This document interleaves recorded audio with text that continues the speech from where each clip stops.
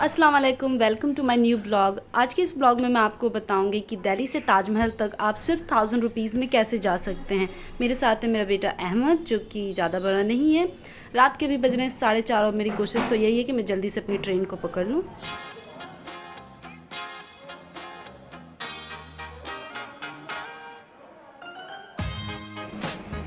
अभी सुबह के 5:05 हो रहे हैं और ट्रेन को खुलने में अभी भी कुछ टाइम है। शुक्र है कि हम पहुँच गए टाइम से। तो मैं ट्रेन पे आ चुकी हूँ। ट्रेन काफ़ी ज़्यादा कंफर्टेबल है 2 घंटे की ट्रिप के लिए। वैसे तो मुझे ट्रेन इसीलिए सबसे ज़्यादा पसंद है। तो यहाँ पे अभी ज़्यादा लोग आए हुए नहीं हैं क्योंकि यही बोर्डिंग स्टेशन है, तो हो सकता है कुछ देर बाद ये फिल हो जाए। अभी अभी तो ट्रेन पूरी क्लीन है। पता नहीं विशाखापट्टनम जाते जाते क्या हाल होगा, लेकिन काफ़ी सही है और मैं टाइम पे पहुँच गया। अभी भी मैं हाफ वे हूँ। अहमद ने और मैंने अपनी अपनी सीट ले ली है और देखते हैं कि हम कब तक वहाँ पे पहुँचते हैं। वैसे जो टाइम दिया हुआ है वो 7:30 का है। ये हमारी ट्रेन भी निकल चुकी है अब निज़ामुद्दीन से। बस हम टाइम पे पहुँच जाए बिना किसी डिले के।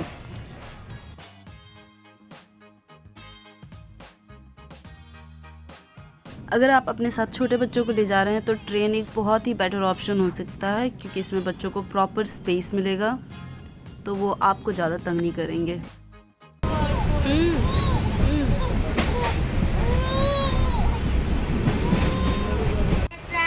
तो यहाँ पे अहमद सोने की कोशिश कर रहा है। Ahmad, hello look baby.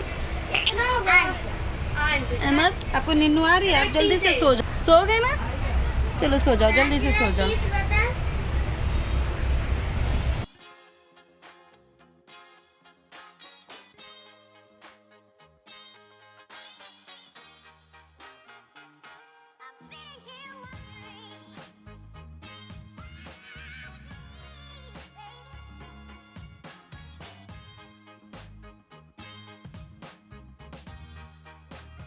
ये देखिए, यहाँ पे एक बहुत ही बढ़िया सा सनराइज़ भी हो चुका है। अगर जो आप ताजमहल को सनराइज़ में देखना चाहते हैं तो आपको और भी जल्दी निकलना पड़ेगा। आप एक दिन पहले ही आगरा पहुँच जाएं, या फिर रात को आप जल्दी की ट्रेन ले सकते हैं। इस ट्रेन के लिए मुझे ज़्यादा नहीं, बस 200 रुपये खर्च करने पड़े हैं, वो भी GST वगैरह सब लगा कर। तो आप सोच सकते हैं 200 रुपये में बहुत ही अच्छा ऑप्शन है। आपको एक पूरी बर्थ मिलेगी, पूरी सीट मिलेगी इसमें।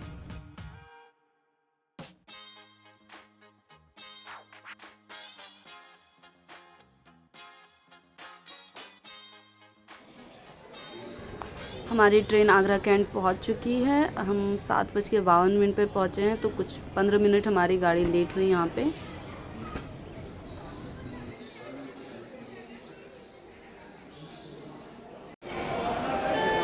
तो अभी हम आगरा कैंट पहुंच चुके हैं। यहाँ आने में हमें 2 घंटे का टाइम लगा, मतलब 2 घंटा और कुछ आधे घंटे और।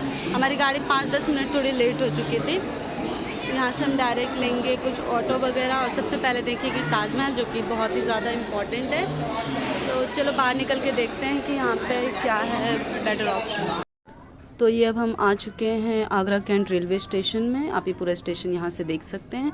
यहाँ पर कुछ एग्जीक्यूटिव लॉन्ज भी है जहाँ पर आप कुछ घंटों के लिए रह सकते हैं, और लेकिन ये चार्जेबल होते हैं, तो आपको उनके पैसे देने होंगे। अभी कुछ दिन पहले ही न्यूज़ में बहुत ज़्यादा हाईलाइट हो रहा था कि 2 फॉरेनर्स ने यहाँ पे बस टॉयलेट यूज़ किया था, तो उन्हें इनके भी चार्जेस देने पड़ गए थे विद GST। तो आप ध्यान रखिए कि ऐसे किसी भी जगह पर ऐसे ही ना चले जाएँ, वहाँ पर फुल चार्जेस ही दें। साथ ही साथ यहाँ पर हमारे पास है टूरिस्ट फैसिलिटेशन सेंटर। यहाँ पर आप किसी भी तरह का टूर बुक कर सकते हैं, क्योंकि आगरा एक बहुत ही टूरिस्टिक प्लेस है। तो यहाँ पे जब भी आप आएँ तो इस तरह की भी फैसिलिटीज़ का फ़ायदा उठा सकते हैं। या आपको full day tour, half day tour और कार टूर जो भी आपको चाहिए वो यहाँ से आप बुक करना आपके लिए बहुत ही ईजी कन्वीनियंट रहेगा।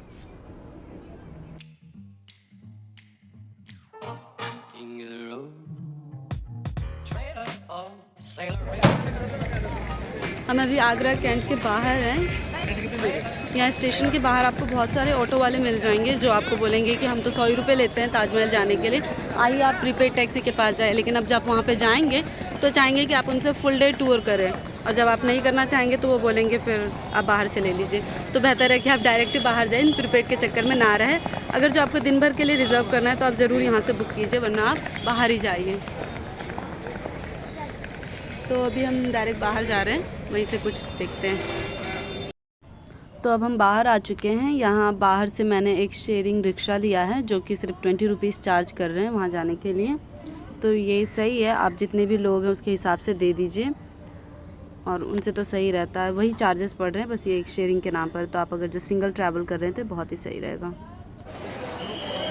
अभी हम ताजमहल के साउथ गेट पे हैं। यहाँ पे एक क्लॉक रूम है जो कि फ्री ऑफ कॉस्ट है, तो मैं अपना सामान वहीं पे रख दूँगी क्योंकि वैसे तो सामान बेबी का ही है लेकिन उसमें कुछ चार्जर, ईयरफोन्स वगैरह भी है जो शायद वो अंदर ले जाने नहीं देते हैं, तो आपको दिक्कत हो सकती है।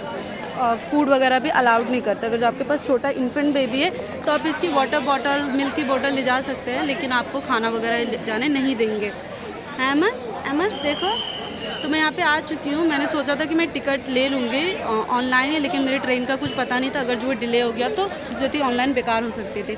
तो यहाँ पे QR स्कैन कोड है, यहाँ पे मैं यहीं से जल्दी करूँगी। मेरे पीछे देख सकते हैं बिल्कुल भी भीड़ नहीं है, ये ऑनलाइन पेमेंट का फ़ायदा है। मैं यहीं से लेके अब डायरेक्ट अंदर चली जाऊँगी। तो आप यहाँ पे देख सकते हैं आप ऑनलाइन टिकट कैसे बुक कर सकते हैं। आपको टाइमिंग चूज़ करना होगा 12 बजे से पहले या 12 बजे के बाद, जो कि फोरनून और आफ्टरनून है। ये सिलेक्ट होने के बाद आपको अपनी नेशनैलिटी बतानी होगी, जो कि इंडियन, फॉरेनर या फिर आप भारत के पड़ोसी देशों में से हैं तो शार्क वगैरह चूज़ कर सकते हैं। साथ ही साथ आपको ताजमहल जाना है या ताज और म्यूज़ियम दोनों देखना है, इसके आप यहाँ पर चूज़ कर सकते हैं। ताजमहल के 50 रुपये हैं और ताज विद म्यूज़ियम ये 200 एक्स्ट्रा हैं इसके।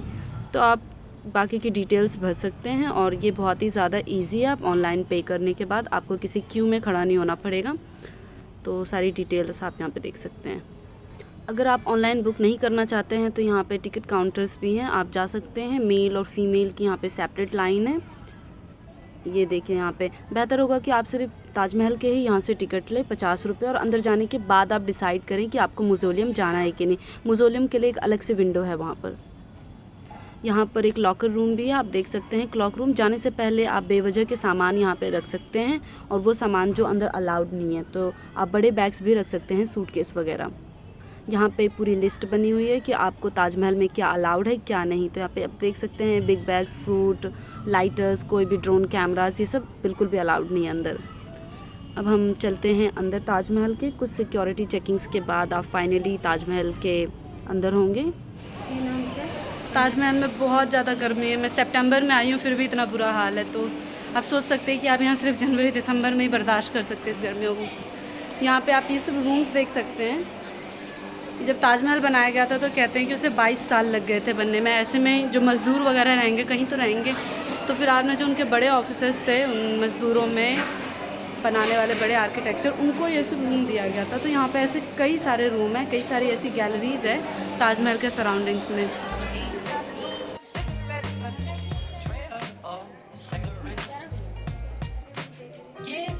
अभी हम ताजमहल के बाहर खड़े हैं, बिल्कुल रॉयल गेट के सामने। ताजमहल में आने के लिए कई सारे गेट्स हैं, जिसमें 3 तो मतलब बाहर से अगर जो आप आना चाहते हैं, ईस्ट गेट, इधर हमारे पास साउथ गेट है और उस साइड हमारे पास वेस्ट गेट है।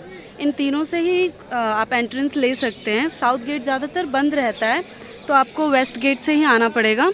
कॉमन पब्लिक जो रेलवेज़ वगैरह से आ रही है, ट्रेन वगैरह यूज़ कर रही है, वो ज़्यादातर वेस्ट गेट ही उन्हें लेना सही रहेगा। और अगर जो आप बाई कार आ रहे हैं, यमुना एक्सप्रेसवे से आ रहे हैं, तो आपके लिए ईस्ट गेट बहुत ज़्यादा सही रहेगा। जब शाहजहाँ यहाँ पे था तो शाहजहाँ भी अपना एंट्रेंस ज़्यादातर उधर से ही रखते थे, ईस्ट गेट से ही। उसे VIP गेट कहते हैं आजकल। और इस गेट को हम साउथ गेट कहते हैं।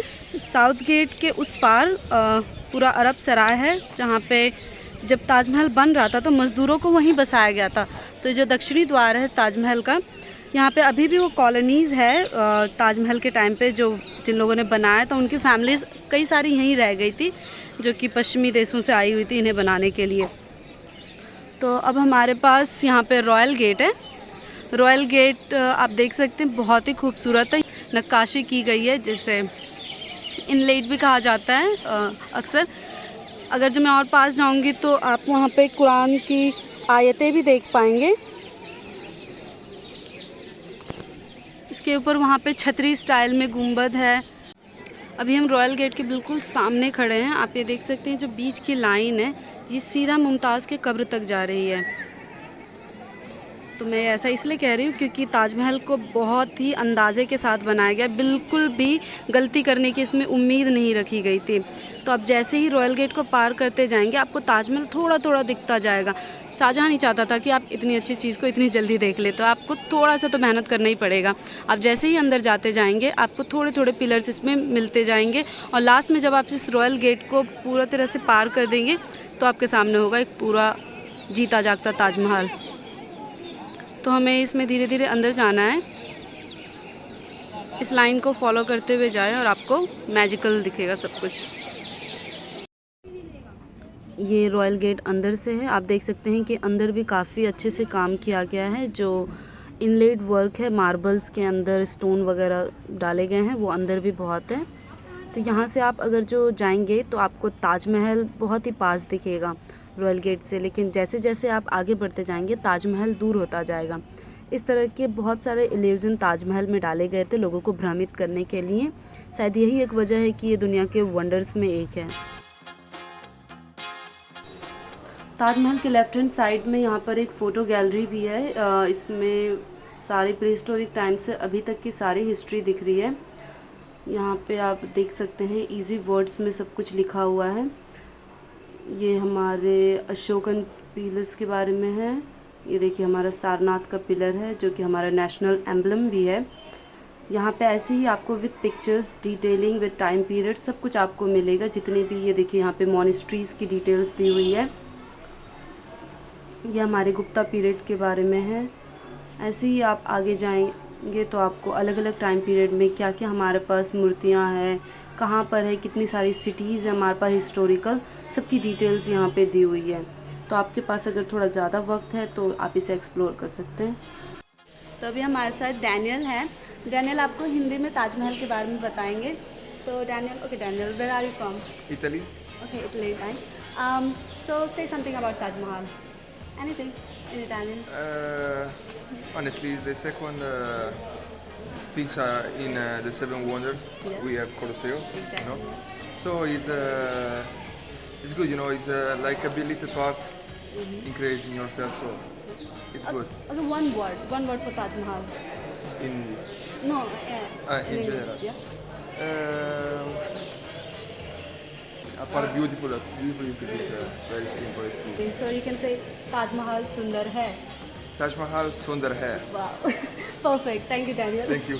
अब फाइनली हम ताजमहल के और नज़दीक आ रहे हैं। आप यहाँ पे देख सकते हैं कुछ शू कवर है, आप अंदर से भी बाई कर सकते हैं जो कि 10 रुपीज़ पर हेड है। तो ये देखिए ये इतनी सारी स्टोन कार्विंग यहाँ पे की गई है। उस टाइम पे सही में बहुत ही अच्छा काम किया जाता था। अभी भी कुछ लोग करते हैं। आगा खान ट्रस्ट है जो कि इस तरह के काम अभी भी जारी करते हैं और जो रेनोवेशन का काम करती है। तो देख सकते हैं कितना प्यारा है। तो देखिए अब हम जल्द ही ताजमहल के अंदर होंगे। आपको शू कवर पहनने पड़ेंगे मार्बल्स पे जाने के लिए ताकि मार्बल गंदा ना हो। ये मस्जिद से ताजमहल का व्यू है, देखिए कितना प्यारा लग रहा है। ताजमहल को ऐसा बनाया गया है कि आप चारों साइड में से कहीं से भी देखिए ये आपको एक जैसा ही लगेगा। और ताजमहल के एक साइड में मस्जिद बनाना ज़रूरी था और दूसरे साइड को हम यूँ ही खाली नहीं छोड़ सकते थे। तो दूसरी साइड भी सेम ऐसे ही मस्जिद है, लेकिन वो मस्जिद नहीं हो सकता तो उसे गेस्ट हाउस बनाया गया था। तो देखिए कितना प्यारा है। अब हम ताजमहल के मेन हिस्से में जा रहे हैं जो पूरा संगमरमर से बना हुआ है। इस वाइट मार्बल वाले हिस्से पर जाने के लिए आपको 200 रुपये एक्स्ट्रा देने होंगे। जो 50 रुपये की टिकट होती है वो सिर्फ यहीं तक वैलिड होती है। इसके आगे जाने के लिए यहाँ पे 200 रुपये की अलग से टिकट आपको लेनी होगी।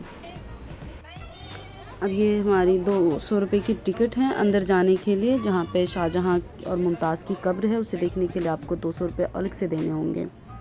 तो ज़्यादातर लोगों को तो पता ही है ताजमहल की कहानी क्या है। इसे मुग़ल बादशाह शाहजहाँ ने 400 साल पहले लगभग बनाया था अपनी बेगम मुमताज़ के लिए।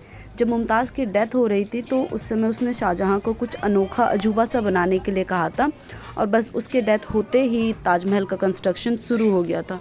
इसे बनाने में 22 साल का टाइम लगा है, जिसे बनाने में 20,000 से ज़्यादा कारीगर और आर्टिशंस ने काम किया है। वो यहीं आके बस गए थे, उन्हें अरब के देशों से बुलाया गया था। हमारे साथ काफ़ी सारे लोग हैं जो अंदर जा रहे हैं। तो तो आप सोचते होंगे कि यहाँ पे 200 रुपये क्यों देना पड़ रहा है। तो ये ज़्यादा समय नहीं हुआ है इसको 200 रुपये अलग से लेने के लिए। पहले एक ही टिकट में हर कोई अंदर तक जा सकता था, लेकिन क्योंकि अंदर स्पेस बहुत ज़्यादा कम है और लोगों की बारी भी 3-3, 4-4 घंटे बाद आती थी अंदर जाने के लिए, इससे सफोकेशन भी होता था और कई बार स्टैम्पेड भी हो जाते थे। भगदड़ में कई बार भगदड़ वाले किस्से हुए थे। तो फाइनली ये डिसीजन लिया गया कि अब जो लोग 200 रुपीज़ एक्स्ट्रा पे करेंगे बस वही अंदर जा सकते हैं। तो अब देख सकते हैं अब ज़्यादा भीड़ नहीं रहती अंदर जाने के लिए। ये ताजमहल के अंदर का व्यू है जहाँ पे शाहजहाँ और मुमताज़ की कब्रें हैं। जो ओरिजिनल कब्रें हैं वो नीचे बेसमेंट में है और यहाँ पे फेक कब्र बनाई गई है विजिटर्स के लिए। तो मुमताज़ की कब्र जो है वो बिल्कुल बीचों बीच बनाई गई थी और शाहजहाँ अपने लिए चाहता था एक अलग सा ताजमहल बनाने के ब्लैक मार्बल से, लेकिन अफसोस कि उसकी डेथ के बाद उसके बेटे औरंगज़ेब ने उसको ताजमहल के अंदर ही मुमताज़ के साइड में ही दफन कर दिया था। तो यहाँ पे दोनों शाहजहाँ और मुमताज़ की कब्र है। यहाँ से देख सकते हैं पीछे का व्यू ताजमहल के, जो कि यमुना नदी का है। तो पहले ज़माने में ज़्यादातर शहरें जो होती थी वो नदियों के किनारे ही बसाया जाता था और ताजमहल को भी यमुना नदी के किनारे ही बसाया गया है। देख सकते हैं कितना खूबसूरत लग रहा है यहाँ से यमुना नदी के उस तरफ। वहाँ पे आपको लाल किला भी दिख जाएगा यहाँ से खड़े होके। ये देखिए ये सब जो टावर्स हैं ये सब कितना खूबसूरत हो रहा है। ये मस्जिद है ताजमहल के साथ लगी हुई। आपको शायद इस वीडियो में ताजमहल उतना खूबसूरत ना लगे, लेकिन जब आप वहाँ पे जाएंगे तो आपको ये बहुत पसंद आएगा। सामने देखिए ये मेहताब बाग है। कहते हैं कि ये वही फाउंडेशन है जो ब्लैक ताजमहल बनाने के लिए बनाया गया था। अनफॉर्चुनेटली वो कंप्लीट नहीं हो पाया। आज बहुत ही ज़्यादा धूप है, लोग काफ़ी परेशान हैं। ये देखिए यहाँ पे मार्बल में इनलेट वर्क किया गया है ब्लैक स्टोन्स डाल के। जब आप अंदर जाएंगे म्यूज़ियम के तो वहाँ पे बहुत ही बढ़िया लगेगा आपको, लेकिन वहाँ पे ज़्यादा फ़ोटोग्राफी अलाउड नहीं है तो मैं आपको उतना क्लियरली नहीं दिखा पाऊँगी।